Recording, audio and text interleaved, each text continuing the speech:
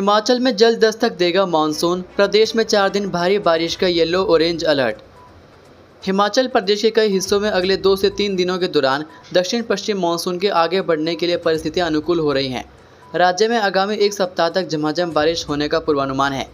पिछले 24 घंटों के दौरान घाघस में 55.4, सुंदरनगर में 50.2, मुरारी देवी में 39.2, भुंतर में 31, गोहर 25, बग्गी 24.1, बंजार और मंडी 21, सलापड़ 20.9, सराहन और रोहडू में 20 मिलीमीटर बारिश दर्ज की गई।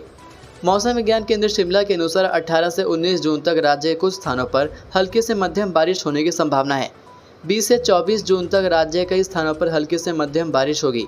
20 जून को कई भागों में भारी बारिश का येलो, जबकि 21 से 23 जून के लिए ऑरेंज अलर्ट जारी किया गया है। ऊना, बिलासपुर, हमीरपुर, शिमला, सिरमौर के लिए भारी बारिश का ऑरेंज अलर्ट जारी हुआ, जबकि कांगड़ा, मंडी व सोलन के लिए येलो अलर्ट है। वहीं अगले 2 दिनों के दौरान न्यूनतम तापमान में कोई बड़ा बदलाव नहीं होने की संभावना है। इसके बाद अगले 3 से 4 दिनों के दौरान राज्य के कई हिस्सों में न्यूनतम तापमान में धीरे धीरे 3 से 4 डिग्री सेल्सियस की गिरावट आने के आसार हैं। 10वीं 12वीं कक्षा के विद्यार्थी सीएम सुखो को नहीं बता पाए देश के राष्ट्रपति कौन। बागा सराहन में रात्रि ठहराव करने के बाद मुख्यमंत्री सुखविंदर सिंह सुक्खू अचानक सुबह की असेंबली में स्कूल पहुंच गए। राजकीय वरिष्ठ माध्यमिक पाठशाला बागा सराहन के बच्चे उस समय प्रार्थना सभा में पंक्तियों में खड़े थे।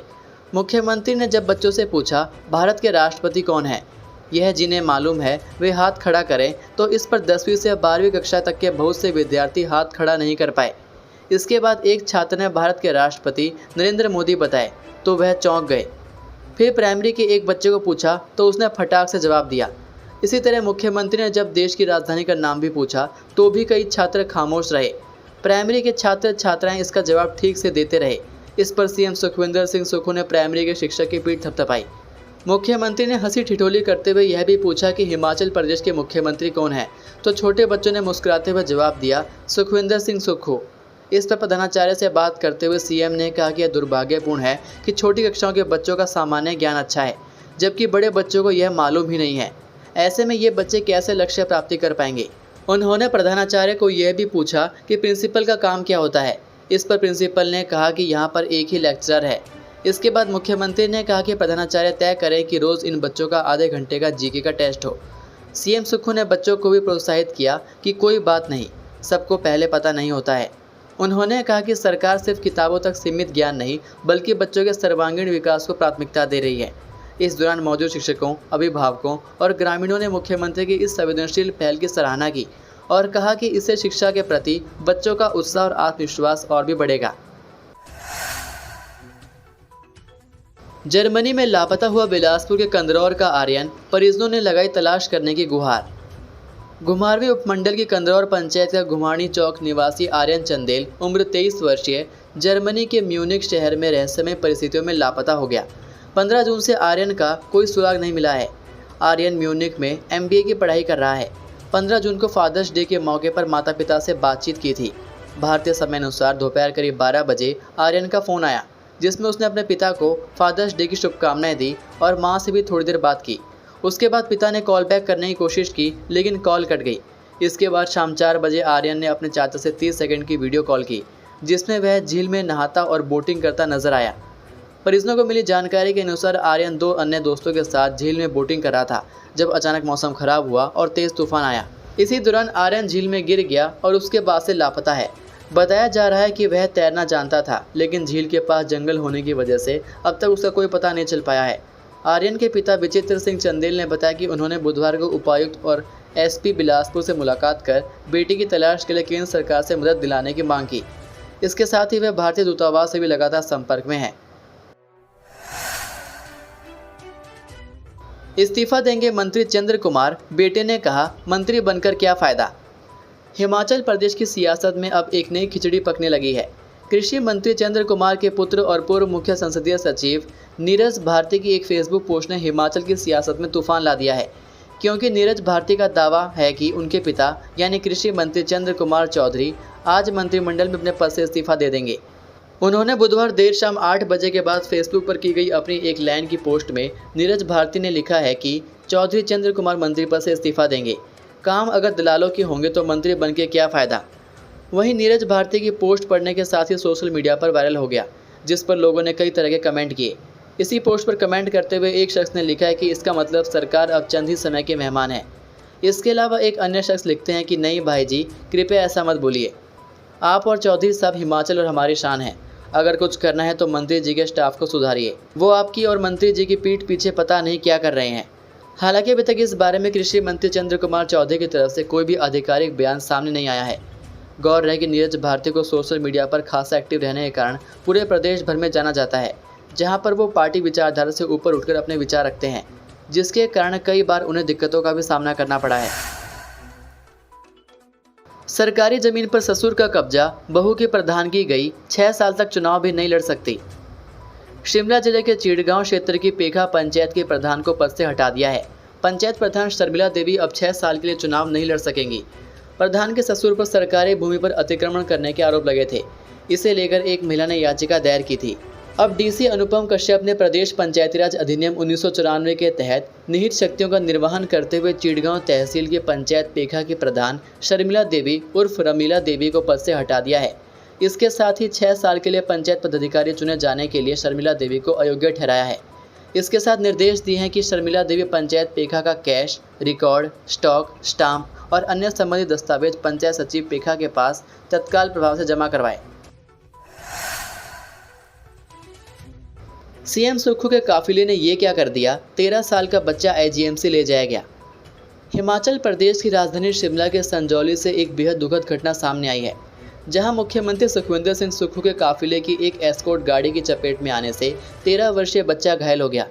यह हादसा बुधवार शाम करीब 5 बजे उस वक्त हुआ जब सीएम सुक्खू ठियोग से लौटते हुए शिमला की ओर जा रहे थे और उनका काफिला संजौली क्षेत्र से गुजर रहा था। प्रत्यक्षदर्शियों के अनुसार जैसे ही मुख्यमंत्री का काफिला संजौली के गुरुद्वारे के पास से आगे बढ़ा, अचानक एक बच्चा दौड़ते हुए सड़क पर आया और एस्कॉर्ट गाड़ी की चपेट में आ गया। हादसे के कारण बच्चा सड़क पर गिर गया और उसे चोटें आई। बताया जा रहा है कि टक्कर के बाद वह एक बस से भी टकरा गया, जिससे स्थिति और गंभीर हो गई। घटना के तुरंत बाद मुख्यमंत्री के काफिले में शामिल एस्कॉर्ट टीम ने तत्परता दिखाते हुए घायल बच्चे को तत्काल आईजीएमसी शिमला पहुंचाया, जहां उसका इलाज चल रहा है। बच्चे की स्थिति को लेकर अस्पताल की ओर से अभी तक कोई विस्तृत जानकारी नहीं दी गई है, लेकिन प्रारंभिक जानकारी के अनुसार उसकी हालत खतरे से बाहर बताई जा रही है। शिक्षक के तबादले से परेशान पेरेंट्स पहुंचे डीसी के द्वार, उठाई यह मांग। हिमाचल प्रदेश सरकार गुणात्मक शिक्षा के यूं तो बड़े बड़े दावे करती है, मगर प्रदेश के एकमात्र आकांक्षी जिला चंबा के एक स्कूल के अभिभावकों ने उस समय सरकार के खिलाफ मोर्चा खोल दिया, जब वहां स्थानीय स्कूल शिक्षा के तबादला आदेशों का उन्हें पता चला। स्कूल प्रबंधक कमेटी का एक प्रतिनिधिमंडल सीधे डीसी कार्यालय चंबा जा पहुंचा, जहां उन्होंने शिक्षक के तबादले को रोकने की मांग की। जानकारी के अनुसार जिला चंबा के शिक्षा खंड महिला के तहत आते राजकीय केंद्रीय प्राथमिक पाठशाला तराला में शिक्षकों की कमी के चलते छात्रों की पढ़ाई बुरी तरह प्रभावित हो रही है। अभिभावकों ने बताया कि स्कूल में इस समय लगभग 40 बच्चे पढ़ाई कर रहे हैं, लेकिन शिक्षकों की संख्या जरूरत से काफ़ी कम है। विद्यालय में कुल 3 पद, 2 जेबीटी और 1 सीएसटी स्वीकृत है। इनमें से हाल ही में एक शिक्षक का तबादला कर दिया गया, जिससे न केवल कार्यभार बढ़ा है बल्कि छात्रों की पढ़ाई भी प्रभावित हो रही है। इसी मुद्दे को लेकर स्कूल प्रबंधन समिति और अभिभावकों का एक प्रतिनिधिमंडल चंबा के अतिरिक्त जिला दंडाधिकारी अमित मेहरा से मिला और स्कूल की स्थिति पर गंभीर चिंता जताई। जमीनी विवाद को लेकर 2 गुटों में जमकर चले लात घूंसे, टीचर ने तोड़ा दम। हिमाचल प्रदेश के किन्नौर जिले में जमीन को लेकर चल रहा वर्षों पुराना विवाद बुधवार को खूनी संघर्ष में तब्दील हो गया। इस झड़प में एक शख्स को गंभीर चोटें लगी, जिसके चलते उसकी मौत हो गई, जबकि उनके 2 भाई घायल हो गए। घटना के बाद गांव में तनाव का माहौल है और पुलिस ने दोनों पक्षों से जुड़े लोगों को हिरासत में लेकर जांच तेज कर दी है। जानकारी के मुताबिक जिला किन्नौर के तहत आते रारंग गांव 51 वर्षीय शिक्षक कृष्ण लाल नेगी अपनी पत्नी चुन्नी देवी के साथ खेत में सिंचाई का काम निपटाकर सुबह करीब 9:30 पर घर लौट रहे थे। उसी दौरान दावा ग्यालचंद और उसका परिवार, जिसमें बेटा सुमन सिंह, बेटी पूनम, बहू और अन्य लोग शामिल थे, हथियारों से लैस होकर वहां पहुंचे और कृष्ण लाल तथा उसके भाइयों पर लोहे की रॉड, डंडों और दरार से हमला कर दिया। चश्मदीदों के अनुसार इसी बीच गांव का एक अन्य निवासी शिव सिंह, जो पास के खेत में काम कर रहा था, मौके पर पहुंचा और हमले को रोकने की कोशिश की, लेकिन तब तक कृष्ण लाल गंभीर रूप से घायल हो चुके थे और बेहोशी की हालत में थे। सभी घायलों को तुरंत रिकांगपिओ अस्पताल लाया गया, जहां से हालत बिगड़ने पर शिक्षक कृष्ण लाल को आईजीएमसी शिमला रेफर किया गया। दुर्भाग्यवश इलाज के दौरान उन्होंने बुधवार दोपहर करीब 3 बजे दम तोड़ दिया। वहीं पुलिस अधीक्षक अभिषेक शेखर ने पुष्टि की है कि दोनों पक्षों ने एक दूसरे पर आरोप लगाते हुए एफआईआर दर्ज करवाई है। उन्होंने बताया घटना में शामिल सभी मुख्य आरोपियों को हिरासत में ले लिया है और मामले की गहन जांच की जा रही है। हिमाचल पुलिस शराबी ड्राइवरों पर कसेगी नकेल, बिना वारंट होंगे अरेस्ट, आसानी से नहीं मिलेगी जमानत।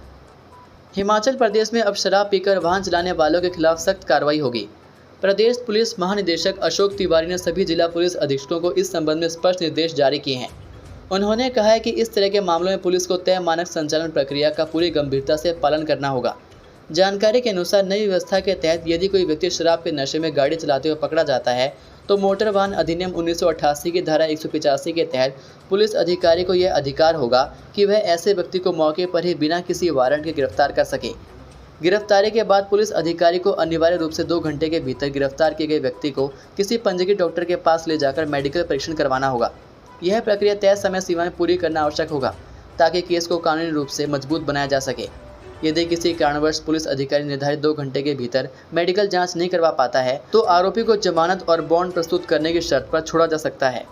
डीजीपी ने यह भी स्पष्ट किया शराब पीकर वाहन चलाने संबंधित मामलों की जानकारी हर दिन डेली सिचुएशन रिपोर्ट के माध्यम से पुलिस मुख्यालय को भेजना अनिवार्य होगा। यह कदम आंकड़ों की निगरानी और क्षेत्रीय स्तर पर कार्रवाई की समीक्षा के लिए उठाया गया है। मोदी सरकार ने हिमाचल को भेजे 2006 करोड़, बरसात में हुए नुकसान की होगी भरपाई। हिमाचल प्रदेश को केंद्र सरकार की ओर से राहत मिली है। हिमाचल में साल 2023 में आई प्राकृतिक आपदाओं, बाढ़, भूस्खलन और बादल फटने से नुकसान की भरपाई और पुनर्निर्माण के लिए 2006.40 करोड़ रुपए की सहायता राशि मंजूर की गई। यह निर्णय केंद्रीय गृह एवं सहकारिता मंत्री अमित शाह की अध्यक्षता में गठित एक उच्च स्तरीय समिति ने लिया। इस वित्तीय सहायता की जानकारी गृह मंत्रालय के आधिकारिक एक्स अकाउंट से साझा की गई। मंत्रालय ने बताया कि यह राशि हिमाचल के उन क्षेत्रों में खर्च की जाएगी जो 2023 में आई प्राकृतिक आपदाओं के दौरान बुरी तरह प्रभावित हुए थे। गौरतलब है कि हिमाचल सरकार ने बीते साल आई आपदाओं के बाद केंद्र को 9,000 करोड़ रुपए की post disaster need assessment report सौंपी थी। यह राशि राज्य के इंफ्रास्ट्रक्चर, ग्रामीण संपत्ति, सड़कों, पुलों और जल स्रोतों की मरम्मत के लिए मांगी गई थी, लेकिन उच्च स्तरीय समिति की बैठक के बाद केंद्र सरकार ने सिर्फ 2006.40 करोड़ की मदद मंजूर की, जो कुल मांग का लगभग 22% है। इससे पहले दिसंबर 2023 में भी केंद्र ने हिमाचल को 633.73 करोड़ रुपए की अतिरिक्त सहायता प्रदान की थी। इन दोनों राशियों को जोड़ने पर कुल राहत 2640 करोड़ रुपए तक पहुंचती है, जो हिमाचल की वास्तविक जरूरत से काफी कम है। अगर आपके पास कोई खबर, जानकारी या जरूरी सूचना है तो आप उसे हमारे साथ जरूर साझा करें। आप हमें व्हाट्सएप या ईमेल के जरिए अपनी खबर भेज सकते हैं। हम आपकी भेजी गई जानकारी को DHP न्यूज चैनल पर दिखाने की पूरी कोशिश करेंगे। व्हाट्सएप नंबर और ईमेल नीचे डिस्क्रिप्शन में दिया गया है। धन्यवाद।